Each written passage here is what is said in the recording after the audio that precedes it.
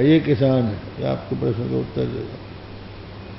उसने कहा ठीक है, बादशाह अपने सिंहासन पर बैठा है, बताइए परमात्मा कहाँ रहता है, क्या करता है, क्या खाता है? कहने लगा हुजूर हम बहुत दूर से आए हैं, हमको भूख लगी है, कुछ दीजिए, जब शरीर में कुछ आधार हो जाए तो प्रश्नों का उत्तर दें।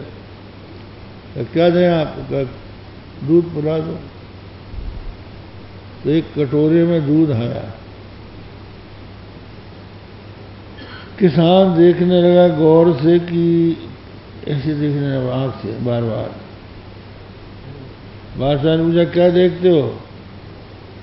बोले मैं ये देख रहा हूं कि इसमें घी कहाँ है, इसमें दूध में घी कहाँ है? तो बादशाह ने कहा जर्रे जर्रे में है। इसी तरह हमारा परमात्मा जर्रे जर्रे में है।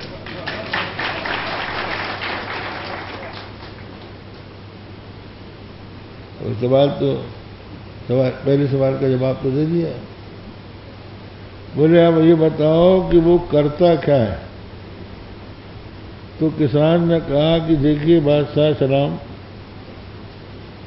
हमारे भारत की संस्कृति है कि गुरु ऊपर बैठता है और शिष्य नीचे बैठता है, और नीचे बैठ के जब प्रश्न करता है तब गुरु उसका उत्तर देता है। और तुम तख्त पर बैठे हो, हम फर्श पर खड़े हैं, ये कोई तरीका नहीं है। तो तख्त से बादशाह उतर के खड़ा हो गया और कहा तख्त पर तुम बैठ जाओ। तो वो बैठ गया। कहा बोलिए अब पूछो, क्या परमात्मा क्या करता है? क्या यही करता है, रंग को राजा करता है, राजा को रंग करता है।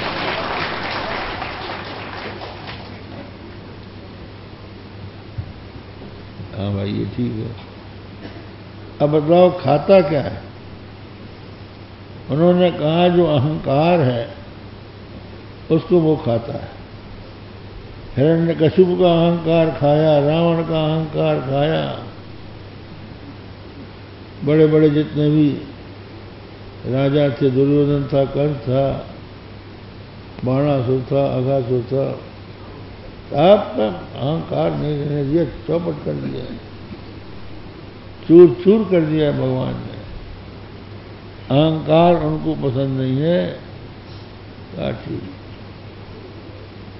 अखिल सत्य धाम में, संसार में जर्रे जर्रे में परमात्मा सब जगह निवास करता है।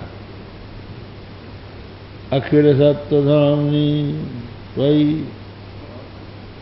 हे प्रभु आप सब जगह रहते हैं, आप में अपने मन को एकाग्र करके आपके चरणों में जो लगा देता है, तई अम्बुजाक्षा खिल सत्व धामनी समाधिना विशिष्ट सही के। अपने चित्त को समाधि के द्वारा अखिल सत्व में, अखिल प्राणियों में निवास करने वाले आप में अपने मन को जो लगा देते हैं, तो आपके चरण संसार समुद्र को पार कराने वाले जहाज बन जाते हैं। ये जो भयानक संसार समुद्र है, जिसमें दुख का ही पानी भरा है, काम क्रोध मोह लोभ मद मत्सर जैसे बड़े भयंकर भयंकर जल जंतु जिसमें है, ऐसे संसार समुद्र में डूबता उतराता जो प्राणी है, इस समुद्र को पार करना बहुत कठिन है। लेकिन यदि आपके चरणों में अपना मन लगा दे, आप में अपना मन लगा दे और आपके चरणों को ही सर्वोपरि मान ले, महत गथेन, उनको महान कर ले। तो कहने का मतलब ये है कि जिसको पार करना है वो समुद्र थोड़ा हो और जहाज बड़ा हो, तो समुद्र को पार करने में क्या देर लगती। तो भगवान के चरणों को ये समझ लो कि ये महान है। इन चरणों से बढ़ के कुछ भी नहीं है। तो उन चरणों का आश्रय लेकर इस संसार समुद्र को वो लोग गऊ के बछड़े के खुर का जो पानी है, गऊ के बछड़े के खुर के छेद से जो पानी भर जाता है, वो गोपस पद युक्त पानी है, वो उसके लिए संसार समुद्र हो जाता है। कुर्वन्ति गोवत्स पदम भवाब्धिम, भव सागर को पार करने में उनको जरा भी प्रयास नहीं करना पड़ता। और यही नहीं, स्वयं समुत्तीर्य सुदुस्तरम द्युमन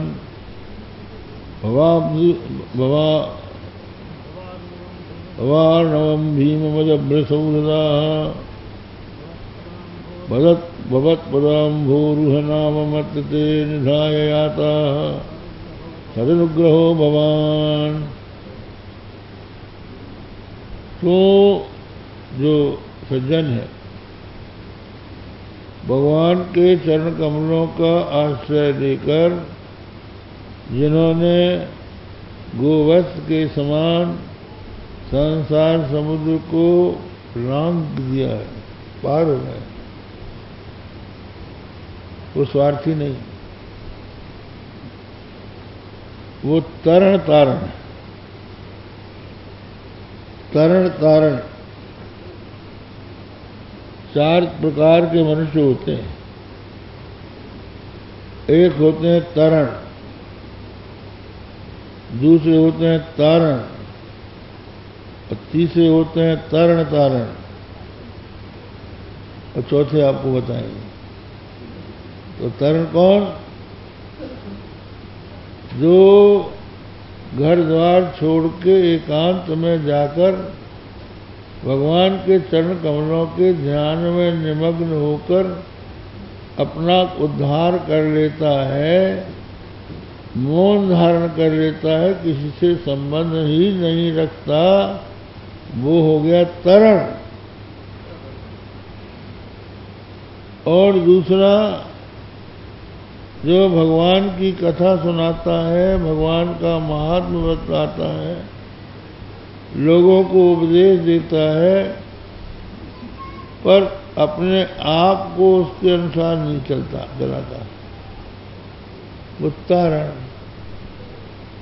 कई लोग तर जाते हैं, लेकिन वो नहीं तरता, वो वहीं कमाएंगे।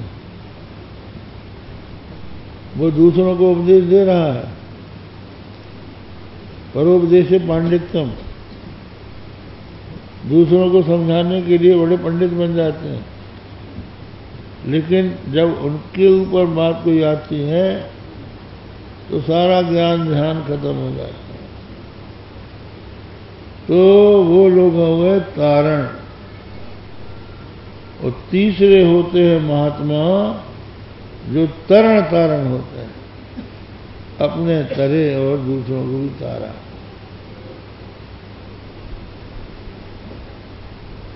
हमारे गुरु जी थे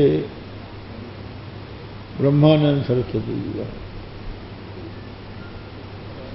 उनसे एक महात्मा मिले, उन्होंने कहा महाराज डूब जाना चाहिए भगवान में।